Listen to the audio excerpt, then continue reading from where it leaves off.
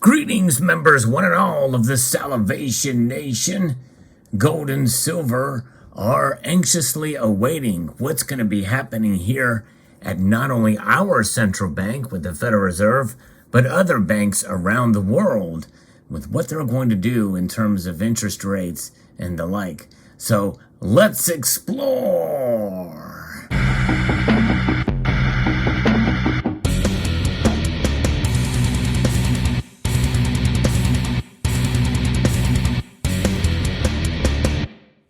The brace for the impact of what these banks are going to do is making the markets nervous all around. The dollar has lost a little bit of value. In fact, as I record this video, mere moments before the markets close, gold and silver are actually up slightly and barely mentionable as far as the price movement, but they are up a little bit. But rhodium has actually climbed up over 3.6%, and platinum and palladium are both up as well. So it's green lights all the way around in terms of the markets are concerned. But let's take a look here and see what's happening here. There is some cues that are coming from the central banks. I'm going to be referencing an article here from CNBC. I do like to bring you guys the latest news and analysis, not only what others are saying, but also some of my opinion, and also to gauge what you guys are thinking about the precious metals as well. So feel free to post your thoughts in the comment section below. I always appreciate reading your insights. And if you enjoy videos like this, I hope you will consider pressing that thumbs up button and hitting the notification bell, as well as subscribing to the channel. So gold has inched higher on this Tuesday. It's helped by a pullback in the dollar. They're very closely related. The dollar pulls back and gold goes up. The dollar strength increases and the precious metals are under pressure. Investors are bracing themselves for cues of the pace of interest rate hikes from major central banks around the world that is coming this month. The dollar index was down 0.7%, making bullion cheaper for overseas buyers. A pullback on the dollar is alleviating some of the pressure we have seen across the commodity complex and gold, said David Meagher, director of metals trading at High Ridge Futures. And that's just it, the dollar strength. And by the way, people often get that confused with the rate of the loss of value of the dollar. Is something that's measured differently than the strength of the dollar. This Federal Reserve note is utilized and trusted by nations around the world, and the fiat system is something that is a force to be reckoned with in this modern age. However, as is the case with all monetary systems throughout history, sooner or later they die, or they get transformed or reinvented. Make no mistake, that's going to happen with this too. What doesn't die, what doesn't get transformed or reinvented, it's these two metals here, gold and silver. In fact, though you may see these particular coins are minted and reshaped in the form of U.S. coins denominated by $50 for the gold and $1 for the silver, the metals themselves are timeless. They have intrinsic value, historic value that lasts centuries. These coins and the metals that are pertained on them will last for millennia unless they're melted down or refabricated into some other material or some other shape, rather. Nonetheless, that's where it is, but they don't change, whereas currencies do. That is something to consider when holding these precious metals and consider when buying the precious metals. But nonetheless, so what's happening here? Global central banks around the world, they begin to raise interest rates to stave off inflation. We see headwinds for non-interest bearing gold as investors opt for other asset classes, and this is the logic pressuring gold as of late. Yes, indeed. And that is what's happening here. That's according to David Meagher. In recent weeks, gold has not been able to live up to its safe haven status, and silver even less so.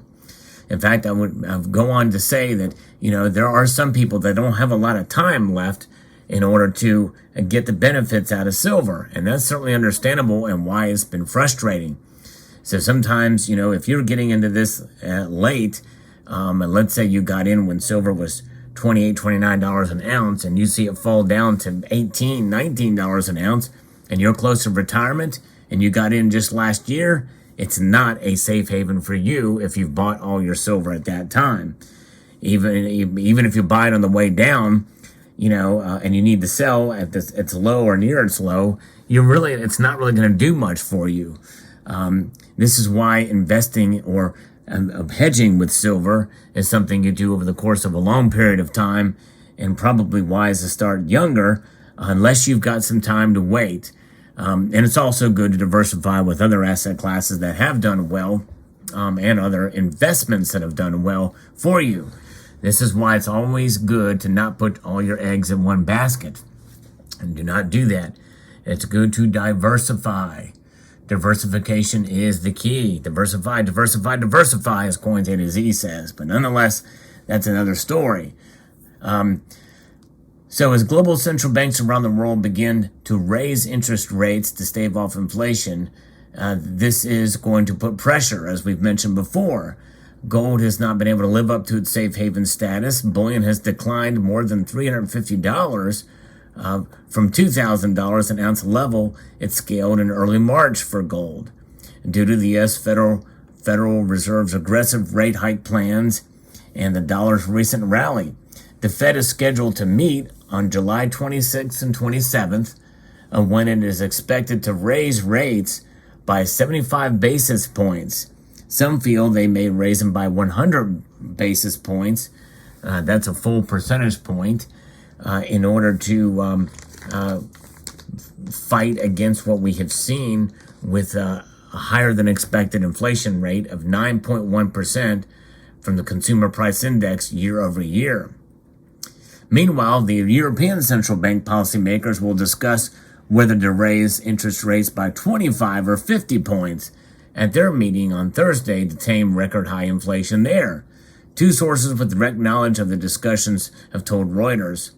Silver is benefiting from a continued rise in Chinese interest for the white metal.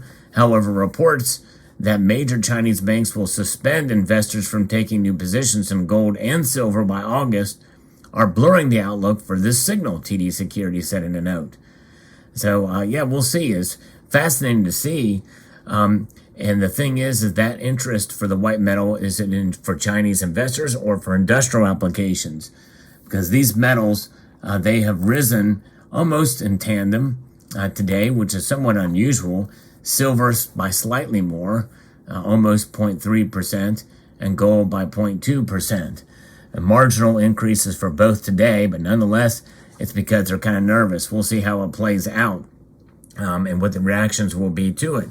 Another thing that is obviously weighing on people's minds is the fear of recession.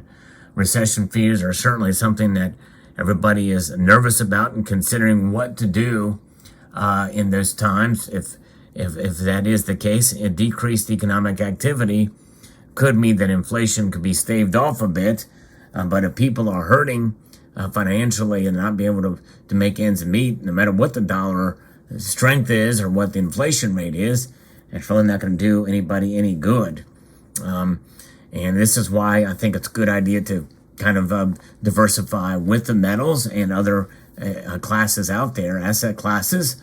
But nonetheless, one thing, as somebody who has seen the price fluctuate in the precious metals for all of these years, nothing surprises me in terms of the price movements, at least to some degree.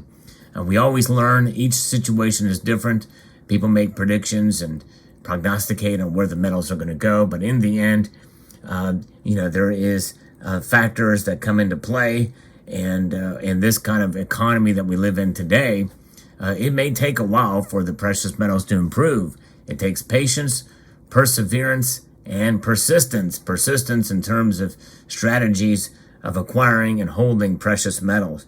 Take advantage of dips, yes, but understand that when you make a purchase, when you press that button if you're buying online, or hand over those Federal Reserve notes, or write that check if you're buying from a local coin shop, be prepared for it to drop even more. We'll see how it all plays out. In the end, hold on.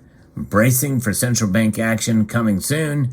These markets are being baked in right now as we speak. Will they continue to move at a higher rate? I don't know. Is this a correction activity? Could be, but whatever it is, it's based off of what the Fed is going to do. I hope you found this video insightful. Let me know your thoughts in the comment section below. Would like to extend a multitude of gratitude to you all for taking the time to watch, and encourage you to please rate, share, comment, and subscribe.